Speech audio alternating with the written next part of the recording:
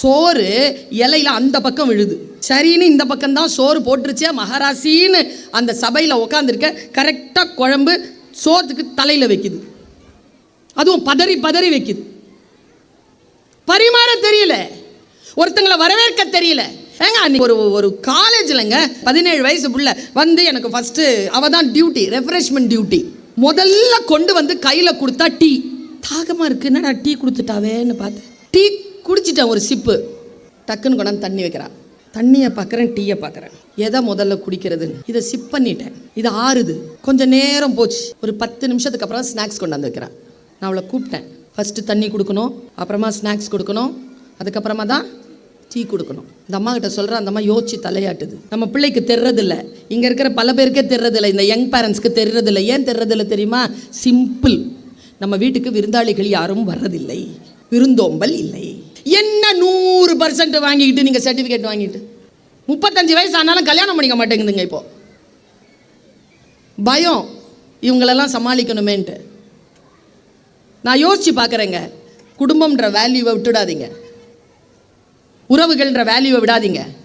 அதே நேரத்தில் நான் ஒன்றும் இல்லைங்க, நான் சத்தியமாக சொல்கிறேன். நான் இந்த ட்ரெஸ்ஸில் இருக்கிறேன்ல, ராத்திரி போய் சேரும்போது 12-1 மணி ஆகும். என் பையன் முழிச்சிட்டு இருந்தான்னா, அவன் சாப்பிடலைன்னா, அவனுக்கு சூடாக ட்ரெஸ்ஸு கூட சேஞ்ச் பண்ணாமல் நேராக போய் கிச்சனில் போய் தான் அவனுக்கு எடுத்து வச்சுட்டு தான் தூங்குவேன் நான். 1000 பேச்சாளர், பெரிய பேராசிரியர், உலக தமிழ்ச்சங்கத்தின் துணைத் தலைவர், இயக்குனர், உலகமெல்லாம் வீட்டில் யார்? நான் அம்மா. அன்னைக்கு சொல்கிறான் என்கிட்ட, என் பையன் சொல்கிறான் என்கிட்ட, சொல்கிறான், என்னம்மா வீட்டில் இருக்கிறதே இல்லை, வெறும் மீட்டிங்னு போயிட்டே இருக்கிற, வீட்டில் 2 நாள் இரேன், எனக்கு மக்குருனி செஞ்சு கூட. செய்கிறேன் போ அப்படின்னு.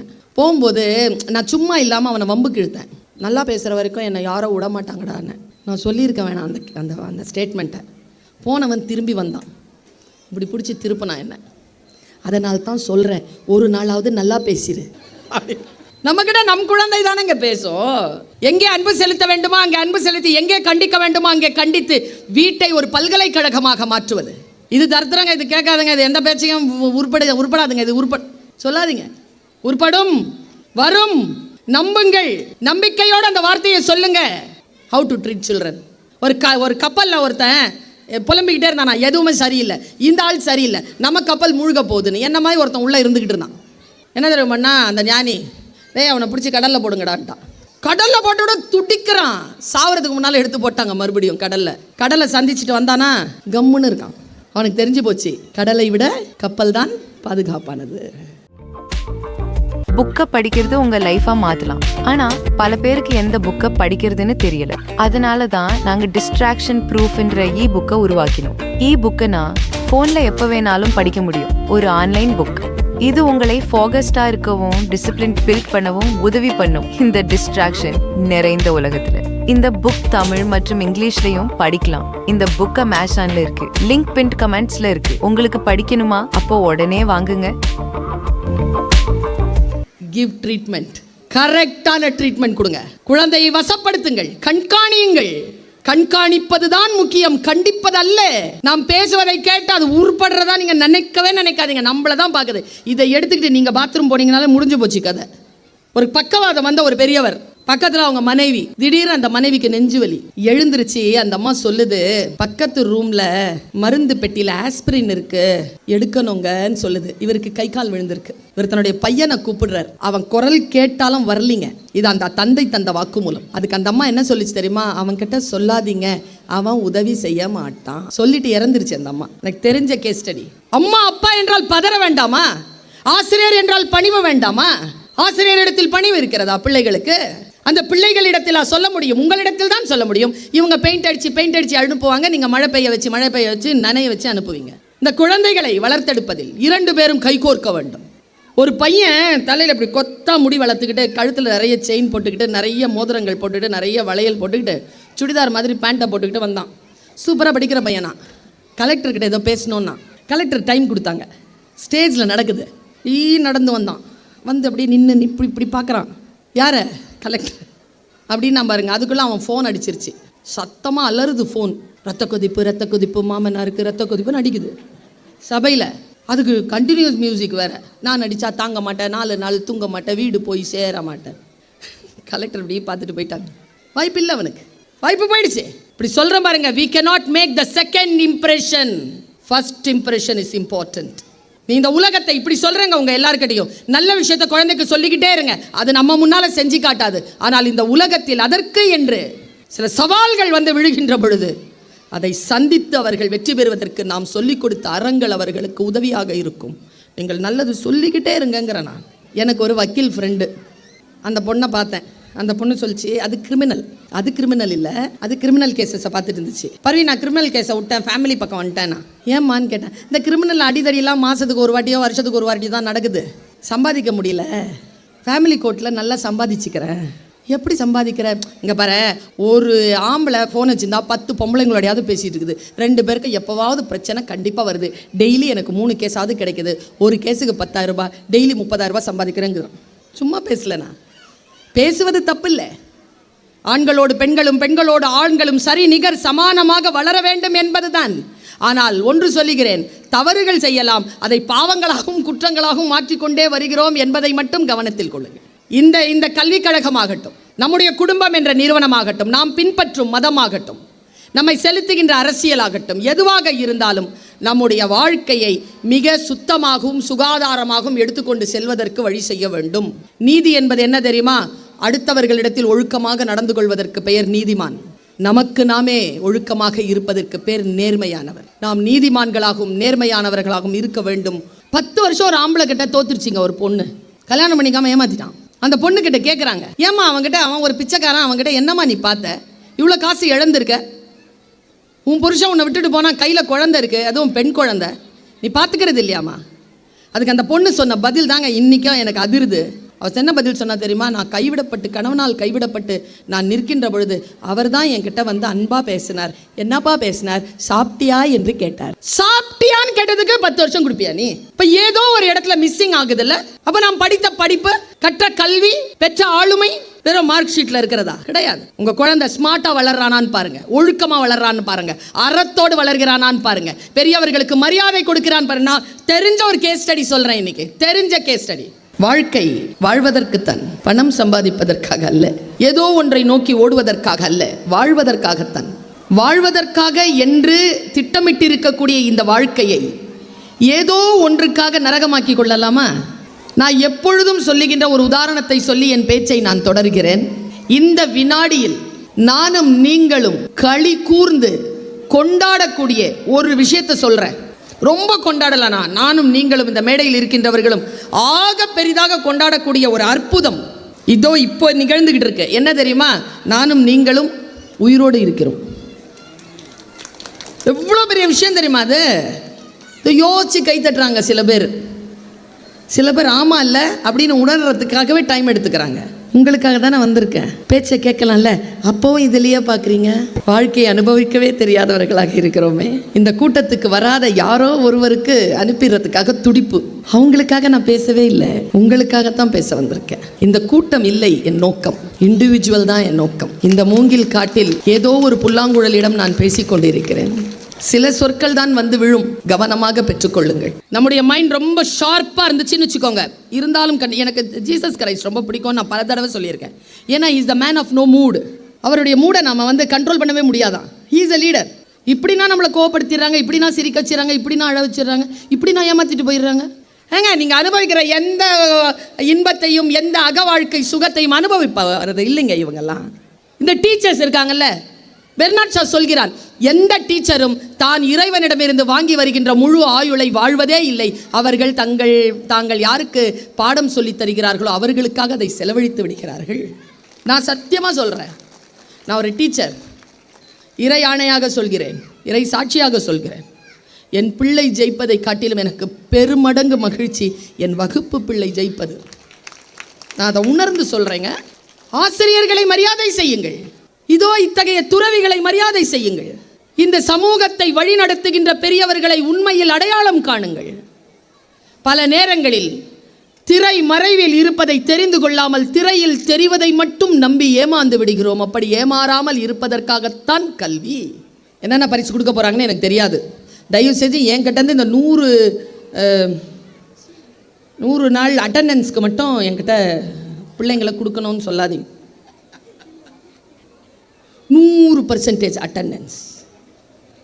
100 நாள் பள்ளிக்கூடத்துக்கு வந்து அந்த பிள்ளை என்ன பண்ண போகுது? 95 நாள் வரட்டும் போதும். ஒரு காது குத்துக்கு கூட்டு போங்க, ஒரு கல்யாணத்துக்கு கூட்டு போங்க, ஒரு சாவுக்கு கூட்டிகிட்டு போங்க, ஒரு திருவிழாக்கு கூட்டிகிட்டு போங்க, குலதெய்வ கோயிலுக்கு கூட்டிகிட்டு போங்க, தாத்தா பாட்டியை பார்க்குறதுக்கு கூட்டிகிட்டு போங்க, உறவுக்காரங்க வீட்டுக்கு கூட்டிகிட்டு போங்க. நான் இப்படி சொல்கிறேன் பாருங்க, உங்கள் குழந்தைக்கு நீங்கள் தருகின்ற பரிசு எது தெரியுமா? இந்த மேடையில் அவர்கள் வாங்கும் பரிசு அல்ல. 532 பிரைஸ் வாங்கியிருக்கேன் நான் இது வரைக்கும். அதல்ல. என் தாய்க்கு 80 வயது. என் தாயை கண்ணிய குறைவு இல்லாமல் கண்ணியமாகவும் மரியாதையாகவும் இதோ இந்த வினாடி வரைக்கும் பேணி பாதுகாத்து வருகிறேன். அதுதான் ஒரு குழந்தை இந்த உலகத்தில் ஜெயிக்கிறது என்பதற்கான அடையாளம். இதெல்லாம் வச்சுக்கிட்டு ஒன்றும் செய்ய முடியாது. என் தாய் அம்மா நல்லபடியாக போயிட்டு நல்லபடியாக வந்து சேருமா, நான் உனக்கு துவா செஞ்சுட்டு இருக்கேன்னு சொல்லிட்டு நோன்பு திறக்கிற நேரத்தில் ஃபோன் பண்ணாங்கல்ல, அதுதான் என் பலம். இந்த அம்மா நல்லா இருக்கணும்னு நினைக்கிறீங்கல்ல, அதுதான் என் பலம். நம் குழந்தைகளுக்கு நாம் என்ன பரிசு தருவது? இதோ நான் 3ஆம் தேதி போகிறேன், ஆஸ்திரேலியா போகிறேன். செல் உயிர் நிமிர்த்திய செங்கோல் சிலப்பதிகாரம் பேச போகிறேன். செயற்கரிய செய்வர் பெரியர் பெரிய புராணம் பேச போகிறேன். கம்பனின் அற்புத பாத்திரங்கள் கம்பராமாயணம் பேச போகிறேன். மெல்பர்ன்ல நடக்குது. உங்களுக்கான ஸ்பார்க் நீங்க கண்டுபிடிச்சீங்கன்னா உங்களை இந்த பிரபஞ்சம், இந்த பூமி பந்து மிக உன்னத நிலையில் கொண்டு வந்து வைக்கும். நீங்கள் என்ன நினைக்கிறீர்களோ அது உங்களுக்கு தரும். பல நேரங்கள் அந்த ஸ்பார்க்கை கண்டுபிடிக்காமலேயே செத்து போயிடும் தெரியுமா? பல பேர். உங்க குழந்தை கிட்ட தயவு செஞ்சு, என்கிட்ட ஒருத்தங்க வந்து கேட்குறாங்க, மேடம் ஃபஸ்ட் ஸ்டாண்டர்டுக்கு இங்கே இடம் இருக்கா மேடம்? அது காலேஜ் சார். இல்லை சார், பக்கத்தில் ஸ்கூலில் இருக்குது சார். மேடம் ஃபஸ்ட் ஸ்டாண்டர்டில் நீட் தேர்வுக்கு ப்ரிப்ரேஷன் கொடுப்பாங்களா மேடம்? ஃபஸ்ட் ஸ்டாண்டர்டில் நீட் தேர்வுக்கு ப்ரிப்ரேஷன் பண்ணால் உன் புள்ள லூஸ் ஆயிரும், பரவாயில்லையா? குழந்தையா இருக்க விடுறோமா நாம? நான் ஒன்று சொல்கிறேங்க, பென்சிலில் இருந்து ஆரம்பித்த என் வாழ்க்கை இன்றைக்கு கிரீன் பெனில் இருக்குன்னா நானே உருப்பட்டுட்டேன். நீங்கள் எல்லாருமே உருப்பட்டுட்டீங்க. நம்ம பிள்ளைங்க உருப்படாதா என்ன? உருப்பட்டுரும். நம்பிக்கையோடு போங்க. நாமளே ஜெயிச்சுட்டோம், நம்ம பிள்ளை ஜெயிக்காதா? அதை போட்டு வளைத்து, அதை போட்டு சிரமப்படுத்த வேண்டாம். அதே நேரத்தில் அதனுடைய சோம்பேறித்தனத்தை நாம் மிகச்சரியாக அடையாளம் காண வேண்டும். பைபிளில் ஒரு வார்த்தை இருக்கு, ஆதார பாத்திரம் ஞாபகம் வந்துருச்சு. உள்ளவனுக்கு தரப்படும், இல்லாதவனிடமிருந்து இருப்பதும் எடுத்துக்கொள்ளப்படும். பைபிள் அப்படி சொல்லலாமா? இருக்கிறவனுக்கு கொடுப்பேன், இல்லாதவன் கிட்ட இருந்து இருக்கிறதும் எடுத்துப்பேன்னு பைபிள் சொல்லலாமா? நான் தேடி போனேன், அந்த பகுதிக்கு போனேன். நான் ஒரு ஸ்டேட்மெண்ட் வருதுன்னா அந்த ஸ்டேட்மெண்ட்க்கு பின்னால் இருக்கக்கூடிய உண்மையை, அந்த ஸ்டேட்மெண்ட்க்கு முன்னால் இருக்கக்கூடிய உண்மையை தெரிந்து வைத்திருங்கள். யாரோ சொல்கிறார்கள் என்பதற்காக நம்பாதீர்கள். உள்ளே சென்று பாருங்கள். நான் உள்ளே போய் பார்த்தேன். இதுதாங்க அந்த டயலாக் வரத்துக்கு, அந்த வாக்குமூலம் வாக்குதத்தம் வரத்துக்கு முன்னால் நடந்த ஒரு சின்ன சம்பவம். ஆண்டவர் இடம் விட்டு நகர்கிறார். நகரும் போது அவருடைய சிஷ்யர்கள் 3 பேரை அழைக்கிறார். சரியா சொல்கிறேன் ஃபாதர்? 3 பேரை அழைக்கிறார். 3 பேரை அழைச்சி சொல்கிறார், நான் ஒரு இடத்துக்கு போகிறேன், திரும்பி வரத்துக்கு லேட் ஆகும். நீ என்ன பண்ண, நான் உங்ககிட்ட கொஞ்சம் கொஞ்சமாக முதலீடு செஞ்சுட்டு போகிறேன், அதை சரியாக கண்காணித்து கவனித்து நீங்கள் பாதுகாப்பாக இருங்க, நான் வந்தேன்னா கணக்கு கேட்பேன்னு சொல்லிட்டு போயிட்டார். ஒருத்தங்கிட்ட 4 காசு கொடுத்துருக்கார், ஒருத்தங்கிட்ட 2 காசு. தகுதி அறிஞ்சு தான் கொடுக்குறாரு கடவுள். ஒருத்தங்கிட்ட ஒத்த காசு கொடுத்தாராம். ரொம்ப கவனமாக கேட்டுக்கோங்க இந்த விஷயத்தை. வாங்கிட்டு போயிட்டாங்க அவங்க எல்லாருமே. ஆண்டவர் திரும்பி வரார். இந்த 4 காசு வச்சுருந்தான்ல, அவன் உழைச்சி அதை முதலீடு பண்ணி அதை 8 காசு ஆக்கியிருந்தான், டபுள் ஆக்கியிருந்தான். ஆண்டவர் அதை கையில் பார்த்து கொண்டு சொன்னாராம், நான் கொஞ்சமாகத்தான் கொடுத்தேன், நீ அதை இரட்டிப்பாக்கி இருக்கிறாய், உன்னை சகல விஷயங்களுக்கும் அதிகாரியாக்குவேன் சொல்லிட்டாரா. அடுத்தது 2 காசு ஆள் வருது. நீ என்னப்பா பண்ண? 4 காசு செஞ்சிருக்கேன் ஆண்டவரே, அதைவிட குறைவாக கொடுத்தேன், அதையும் நீ இரட்டிப்பாக்கி தந்திருக்கிறாய், உன்னையும் சகல விஷயங்களுக்கும் உன்னை அதிகாரியாக்குவேன். வாக்கு நம்மள மாதிரி ஒருத்தன் 3வது ஆள் வந்தான். என்னப்பா என்ன சொல்லு, எங்க காசு? என்ன காசு? 1 ரூபா கொடுத்தேனடா, இருங்க வரேன் அப்படின்ட்டு போயிட்டு அந்த 1 ரூபா கொண்டு வந்து கையில் கொடுத்துட்டான். அந்த அவன் காசு. என்னப்பாண்ணா நீ வேற இதை வச்சு ஏதாச்சும் செய்யினியா, அது வேற சொல்லிட்டு போனியா, வந்து கேள்வி கேட்பேன் பதில் சொல்லணுன்ட்டு, அதை நான் தொலைச்சி போட்டானா உன் கோபத்துக்கு யார் ஆளா வருது, இந்தா புடி. அப்போ சொன்னாராம், ஆண்டவர் சொன்னாராம், நீ உன் சோம்பேறித்தனத்தினால் கொடுத்ததை விளைவிக்காமல், கொடுத்ததை நல்ல விஷயத்துக்கு பயன்படுத்தாமல் என் கோபத்தை காரணம் காட்டி எனக்கா திருப்பி தருகிறாய்? உன் கையில் இருந்து அப்படியே பிடுங்கிட்டு அவன்கிட்ட இருக்க எல்லா அதிகாரத்தையும் பிடுங்கி கொண்டார். இப்போ புரியுதா அந்த ஸ்டேட்மெண்ட்கான அர்த்தம்? உழைப்பும் முயற்சியும் உள்ளவனுக்கு தரப்படும். உழைப்பும் நேர்மையும் முயற்சியும் இல்லாமல் சோம்பேறித்தனமாக அடுத்தவர்கள் மீது பழி போட்டு சும்மா உட்கார்ந்து சாப்பிடுகின்றவனிடமிருந்து இருப்பதும் எடுத்துக்கொள்ளப்படும் என்று பைபிள் எச்சரிக்கிறது என்று நான் அந்த வாசகத்தை புரிந்து கொள்கிறேன். ஒன்றை எப்படி புரிந்து கொள்வது? ஒரு குறள் தான், ஒரு குர்ஆன் வசனம் தான், தேவார திருப்பதிகங்களில் வருகின்ற ஒரு மந்திரம்தான். நான் எப்படி புரிந்து கொள்கிறேன்? என் வாழ்க்கைக்கு நான் அதை எப்படி பயன்படுத்துகிறேன்? இது மிக மிக முக்கியமானது. இதற்கு ஒரே ஒரு விஷயம், ஒரு சின்ன துருப்புச்சீட்டை மட்டும் தந்துவிட்டு போகிறேன். இரவிலே உணவருந்துகின்ற பொழுது குடும்பத்தோடு சேர்ந்து உணவருந்துகின்ற பழக்கத்தை ஏற்படுத்திக் கொள்ளுங்கள். அப்படி உட்கார்ந்து உணவருந்துகின்ற பொழுது நல்ல விஷயங்களை சம்பாஷணையில் கொண்டு வாருங்கள். குழந்தைகளோடு உட்கார்ந்து பேசக்கூடிய சூழ்நிலையை வளர்த்துக் கொள்ளுங்கள். நான் அலாம் அடிக்கிறேன், நான் எச்சரிக்கை மணி அடிக்கிறேன். இன்றைக்கு பெற்றோர்களுக்கும் குழந்தைகளுக்கும் இடையிலே தேவைகள் மட்டும்தான் இருக்கின்றனவே தவிர அன்போ பைண்டிங்கோ இல்லை. தேவைக்கு மட்டும்தான் வந்து கேட்குது நம்ம கிட்ட, அன்பா இருக்கு அதுக்கு தெரியல. தெரியாததற்கு காரணம் நாம் அவர்களிடத்தில் அன்பாக இல்லை. மைண்ட் கண்டிஷனிங் பண்ணிருச்சு. அது மைண்ட் கண்டிஷனிங் பண்ணாதீங்க. இந்த குழந்தைகள் கிட்ட நான் ஜோக்காக தான் சொல்லுவேன் இதை. இப்போ முதல்லலாம் நான் லீவ் லெட்டர் எழுதும் பொழுது நம்ம எழுதுவோமா லீவ் லெட்டரை எப்படி? As I am suffering from fever, I request grant me 2 days leave. Yours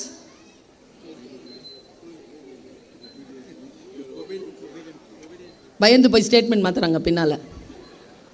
எல்லாரும் ஃபெய்த்ஃபுல்லி, சின்சியர்லி. நாமெல்லாம் என்ன எழுதணும்? யுவர்ஸ் ஒபீடியன்ட்லின்னு எழுதணுமா இல்லையா? இப்போ எழுதுறது இல்லை. ஏன் தெரியுமா? முன்னால் வருமா முன்னால் வருமானு பிரச்சனை. என்ன பாப்பா? ட்ரூலினா எவ்வளோ ட்ரூவோ அவ்வளோ எள்ளு. ஃபெய்த்ஃபுல்லி அப்படின்னா எவ்வளோ ஃபெய்த் இருக்குதோ அவ்வளோ எள்ளு. சின்சியர்லி அப்படின்னா எவ்வளோ எள்ளு இருக்குதோ அவ்வளோ சின்சியர். பணிவு இல்லைங்க.